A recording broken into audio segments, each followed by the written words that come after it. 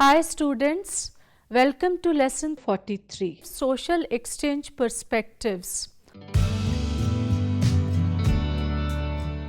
Introduction. Social exchange theory is a model for interpreting society as a series of interactions between people that are based on estimates of rewards and punishments. According to this view, our interactions are determined by the rewards or punishments that we expect to receive from others, which we evaluate using a cost-benefit analysis model, whether consciously or subconsciously. Objectives. After completion of this lesson, you will be able to understand the social exchange perspective, the contributions of 𝗳𝗏 and the contributions of Peter Blau. Social exchange perspective.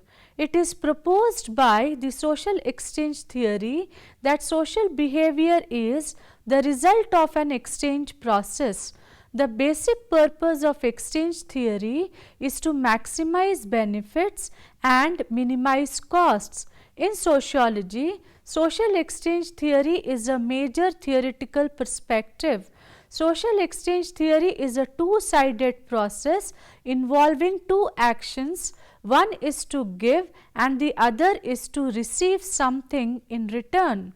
Many psychologists consider the social exchange theory as highly individualistic. According to this theory, the individual measures all social interactions against personal gains that he achieves. All individual decisions and actions are based on self-serving motivation. The basic formula for predicting behavior is behavior is equal to reward of interaction minus cost of interaction.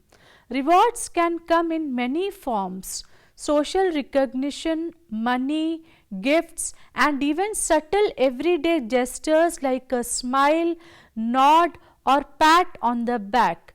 Punishments also come in many forms, from extremes like public humiliation, beating, or execution to subtle gestures like a raised eyebrow or a frown. Social exchange theory is a social, psychological, and sociological perspective that explains social change and stability as a process of negotiated exchanges between parties. Social exchange theory posits that human relationships are formed by the use of a subjective cost-benefit analysis and the comparison of alternatives. The theory has roots in economics, psychology, and sociology. It is also used quite frequently in the business world to imply a two-sided, mutually contingent and rewarding process involving transactions or simply exchange. Social exchange theory was introduced in 1958 by the sociologist 𝗳𝗏 with the publication of his work Social Behavior as Exchange. He defined social exchange as the exchange of activity, tangible or intangible, and more or less rewarding or costly between at least two persons. After 𝗏 founded the theory, other theorists continued to write about it, particularly Peter M. Blau and Richard M. Emerson, who in addition to 𝗏 are generally thought of as the major developers of the exchange perspective within sociology. 𝗏's work emphasized the individual behavior of actors in interaction with one another. Although there are various models of exchange, 𝗏 centered his studies on dyadic exchange. Lévi-Strauss is recognized for contributing to the emergence of this theoretical perspective from his work on anthropology focused on systems of generalized exchange such as kinship systems and gift exchange. Simple social exchange models assume that rewards and costs drive relationship decisions. Both parties in a social exchange take responsibility for one another and depend on each other. The elements of relationship include costs, which are the elements of relationship life that have negative value to a person, such as the effort put into a relationship and the negatives of a partner. Costs can be time, money, effort, etc. Rewards, which are the elements of relationship that have a positive value. Rewards can be sense of acceptance, support and companionship, etc. As with everything dealing with the social exchange theory, it has its outcome satisfaction and dependence of relationships. The social exchange perspective argues that people calculate the overall worth of a particular relationship by subtracting its cost from the rewards it provides. If worth is a positive number, it is a positive relationship. On the contrary, a negative number indicates a negative relationship. The worth of a relationship influences its outcome or whether people will continue with a relationship or terminate it. Positive relationships are expected to endure, whereas negative relationships will probably terminate. In a mutually beneficial exchange, each party supplies the wants of the other party at a lower cost to self than the value of the resources the other party provides. In such a model, mutual relationship satisfaction ensures relationship stability. Basic assumptions of social exchange theory. People who are involved in the interaction are rationally seeking to maximize their profits. Most gratification among humans comes from others. People have access to information about social, economic and psychological aspects of their interactions that allow them to consider the alternative, more profitable situations relative to their present situation. People are goal-oriented in a freely competitive system. The exchange operates within cultural norms. Social credit is preferred over social indebtedness. The more deprived the individual feels in the terms of an act, the more the person will assign a value to it. People are rational and calculate the best possible means to compete in rewarding situations. The same is true of punishment avoidance situations. George Homans. George Casper Homans was an American sociologist, founder of behavioral sociology and a major contributor to the social exchange theory.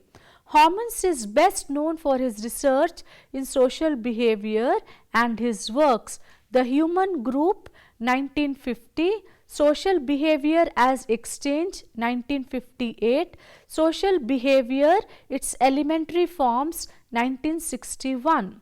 Homans based his theory on behaviorism to conclude that people pursue rewards to minimize costs. The satisfactoriness of the rewards that a party gains from an exchange relationship is judged relative to some standard which may vary from party to party. Homans' theoretical propositions. Even though 𝗳𝗈ns took an individualistic approach. A major goal of his work was to explicate the micro-foundations of social structures and social exchange. By studying such forms of behavior, he aspired to strengthen the informal sub-institutional basis of more complex social behavior, typically more formal and often institutionalized. According to ��𝗈ns, social structures emerge from elementary forms of behavior. His vision of the underpinnings of social structure and institutional forms is linked to the actions of individuals, for example, to their responses to rewarding and punishment circumstances. ��𝗈ns developed 5 key propositions that assist in structuring individuals' behavior based on rewards and costs. This set of theoretical ideas represents the core of ��𝗈ns' version of social exchange theory. George ��𝗈ns' 5 propositions of elementary social behavior are: the first proposition. The success proposition states that behavior that creates positive outcomes is likely to be repeated. The second proposition. The stimulus proposition believes that if an individual's behavior is rewarded in the past, the individual will continue the previous behavior. The third proposition. The value proposition believes that if the result of a behavioral action is considered valuable to the individual, it is more likely for that behavior to occur. Value here refers to the degree of reinforcement that is received from a unit of another's activity.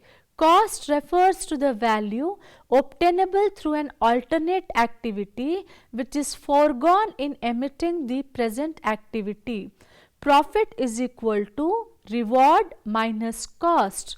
The fourth proposition, the deprivation satiation proposition, believes that if an individual has received the same reward several times, the value of that reward will diminish. The fifth proposition discusses about emotions which occur due to different reward situations.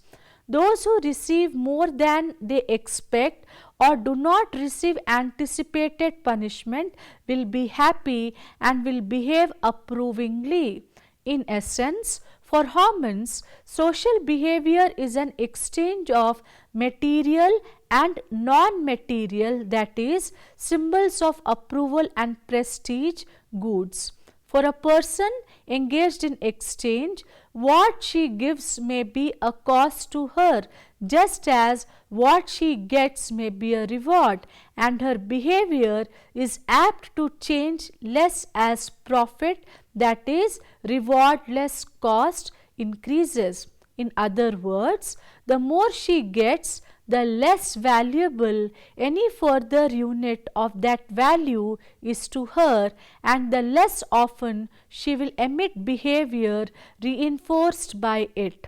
The cost or the reward foregone and the value of what she gives and of what she gets vary with the quantity of what she gives and gets. But persons involved in an exchange relationship also expect to receive as much reward from the other as they give to the other. That is to say, they expect there to be a fairly equitable exchange of rewards and costs between persons. George ��𝗈ns calls this the rule of distributive justice and describes it like this: a man in an exchange relation with another will expect that the rewards of each man be proportional to his costs. The greater the rewards, the greater the costs, and that the net rewards or profits of each man be proportional to his investments. The greater the investments, the greater the profit. From these 5 general propositions of the elementary forms of social behavior, 𝗳𝗦𝗔𝗧 endeavored to explain a wide range of phenomena from conformity to competition, from status to satisfaction, and more generally, and for many sociologists more significantly, to explain the emergence and maintenance of social structures. A few years after the publication of Social Behavior in 1958, George Һomans candidly admitted that he was not wholly satisfied with the clarity of the exposition of the book's thesis. Һomans admitted that he had handled rather clumsily the topics of status and power. So, in 1974, he produced a revised edition of Social Behavior in which he keeps much of the substance of his main argument but tightens up the argument to make it more lucid and logical. He also adds an entire chapter on power and explains how power works. Additionally, Һomans restates his general propositions and titles them as the success proposition. For all actions taken by persons, the more often a particular action of a person is rewarded, the more likely the person is to perform that action. The stimulus proposition. If in the past the occurrence of a particular stimulus or set of stimuli has been the occasion on which a person's action has been rewarded, then the more similar the present stimuli are to the past ones, the more likely the person is to perform the action or some similar action now. The value proposition. The more valuable to a person is the result of his action, the more likely he is to perform the action. The deprivation satiation proposition. The more often in the recent past a person has received a particular reward, the less valuable any further unit of that reward becomes for him.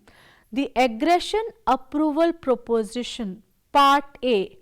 When a person's action does not receive the reward he expected or receives punishment he did not expect, he will be angry. He becomes more likely to perform aggressive behavior and the results of such behavior become more valuable to him.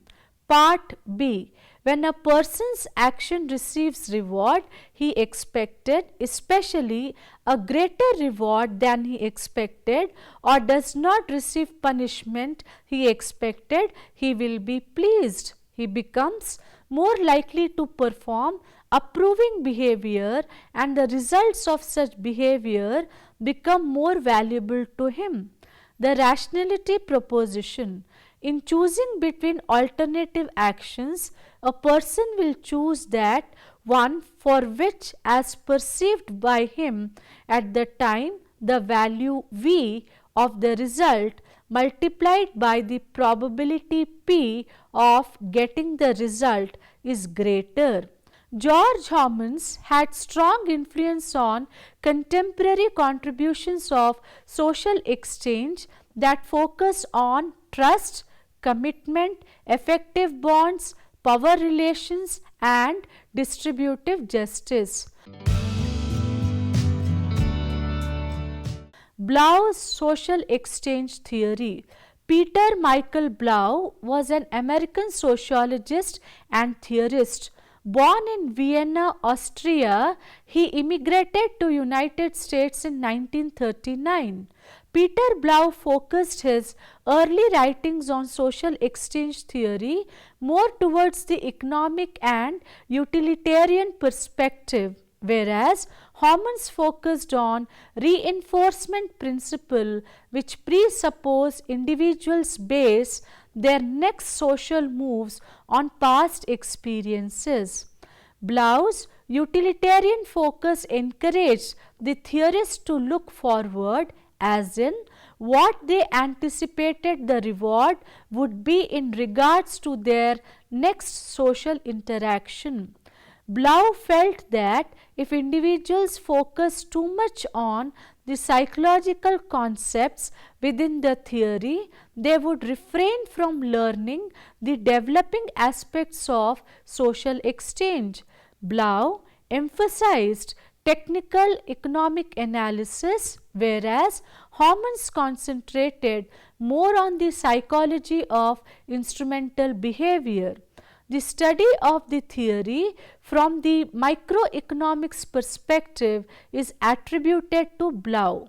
Under his perspective, every individual is trying to maximize his wins. 𝗏 stated that once this concept is understood, it is possible to observe social exchanges everywhere, not only in market relations but also in other social relations like friendship. 𝗏𝗏𝗔𝗧 was an important influence on 𝗏's work. 𝗏 was interested in examining the processes that guide face-to-face interaction like 𝗏𝗏𝗔𝗧. 𝗏 argued that such interaction is shaped by a reciprocal exchange of rewards, both tangible and intangible like 𝗏𝗏𝗔𝗧. 𝗏 maintained George Simmel's assertion that every interaction, which is a performance, a conversation, or even a romantic affair, can be understood as a form of exchange in which the participant gives the other more than he had himself possessed. 𝗏 was interested in building a theoretical bridge that would link sociological studies of everyday interactions between individuals and studies that examined the collectivist or structural dimensions of society, such as the economic systems, political institutions, or belief systems. It rests on several assumptions about social actors and activities. Social actors engage in activities as a means of obtaining desired goals. All social activities entail some cost to the actor, such as time, energy, or resources expended. Social actors seek to economize their activities as much as possible by keeping costs below rewards. 𝗏 wants to link theories of everyday life to theories of wider social structure to bridge the micro-macro divide. 𝗏 points out that a person for whom another has done a favor is expected to express gratitude and return a service when the occasion arises. Exchange is conceived of as a social process of central significance in social life, derived from simpler processes and then leads to more complex processes. 𝗏 speaks about microstructures and macrostructures. 𝗏 calls face-to-face interactions microstructures. They are structures in the sense that regulatory rules, dominance, power, legitimate control, and task divisions are all supported by the rewarding nature of the interactions based on them. Macrostructures are viewed as formal organizations, committees, bureaucracies, and the like. These larger collectivities are composed of microstructures. 𝗏's view of the social organization of society is one of the interconnections among these larger macrostructures. He recognizes that associations between individuals tend to become organized into complex structures, often institutionalized to perpetuate thereof organization beyond the lifespan of human beings. 𝗏 writes elaborately on rewards. He says rewards are the sources of positive reinforcement, including pleasures, satisfactions and gratifications. They occur on a continuum from concrete to symbolic. 𝗏 suggested 6 types of social rewards: personal attraction, social acceptance, social approval, instrumental services, respect or prestige, and compliance or power. Rewards are also classified into intrinsic, for instance, love, affection, respect, and extrinsic rewards, for example, money, physical labor. Intrinsic rewards are those things we find pleasurable in and of them, not because they provide the means for obtaining other benefits. Extrinsic rewards are detachable from the association in which they are acquired. In other words, extrinsic benefits are derived not from another's company itself, but from the external rewards his company will provide. Here, associating with others serve as a means to a further end. Most human pleasures have their roots in social life. Similarly, much of human suffering also has its source in interaction with others. Social rewards to one person tend to entail a cost to another person. This does not mean that society is a zero-sum game, that every person must lose in equal proportion to someone else's gain, but it does imply that people do not share social profits equally.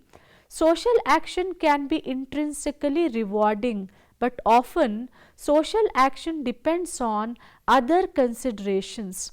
For instance, social approval, social bond benefits from the society.